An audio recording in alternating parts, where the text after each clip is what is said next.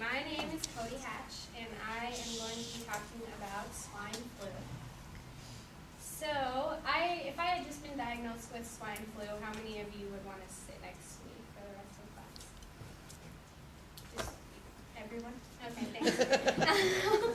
Okay, so as you can see, swine flu is something that all of us need to be aware of because when we're in school and stuff, we're obviously can come in contact with it and spread it faster when we're around so many people every day. So I'm sure all of us have seen a lot of newscasts and the headlines in the newspaper talking about swine flu, so all of us know at least a little something about the virus. However, I've been doing some research so I can dig just a little deeper into the virus to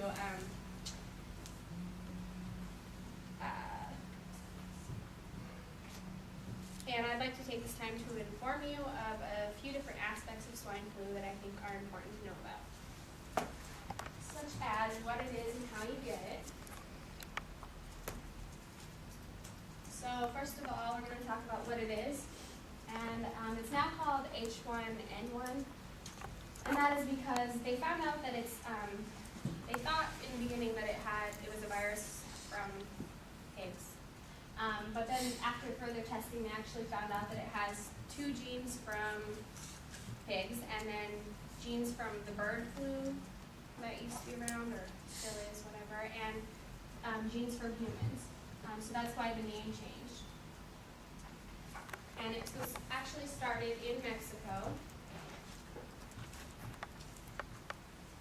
And according to the Center for Disease Control, it has been determined that the 2009 H1N1 virus is contagious and it spreads just like the normal flu.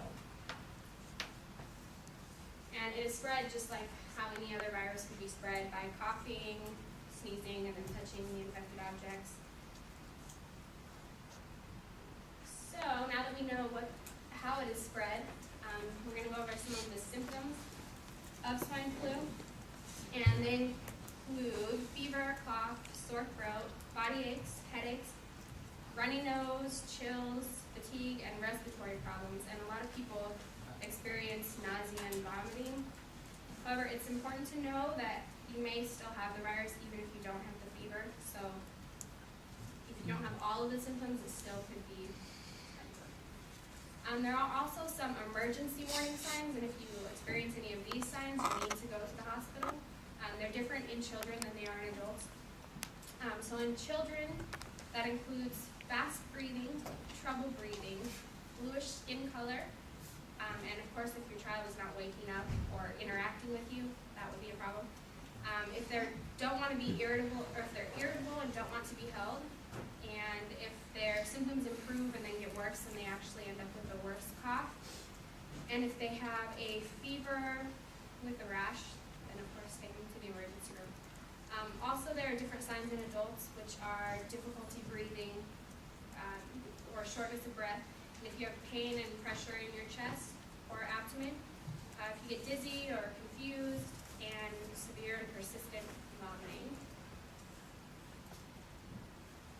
So, last and probably the most important thing is to prevent this from how you can prevent yourself from getting it, as well as spreading it to others if you're the one that has it. Try to follow the public health advice as far as, if there's like an outbreak at your school, you might want to pay attention to that kind of stuff. But just use your best judgment. Don't lock yourself in the house and just stop going just because someone has swine flu. It's not that serious. But according to the U.S. News and World Report, it's okay to go about your life as usual, even in the face of this flu pandemic. So just, like I said, use your best judgment, but be cautious. Another way to be prepared is, in case you get sick, just make sure you have, it has on there, the over-the-counter flu medicine, alcohol-based hand sanitizers, just to kill the germs, and just make sure you wash your hands often. And also, if you're sneezing, coughing, cover it with a tissue so you're not spreading it all over. And if the emergency signs start showing up, that's when you want to go to the doctor. But in the first place, just do the prevention. And when you go to the doctor, then that's when they would prescribe the antiviral drugs that would, when it gets to that point. So now I have explained to you, and I just thought this slide was funny, so I just put it up. So I've now explained to you what it is and how you get it, what the symptoms are and what to do if you experience them, and the prevention and treatment of swine flu.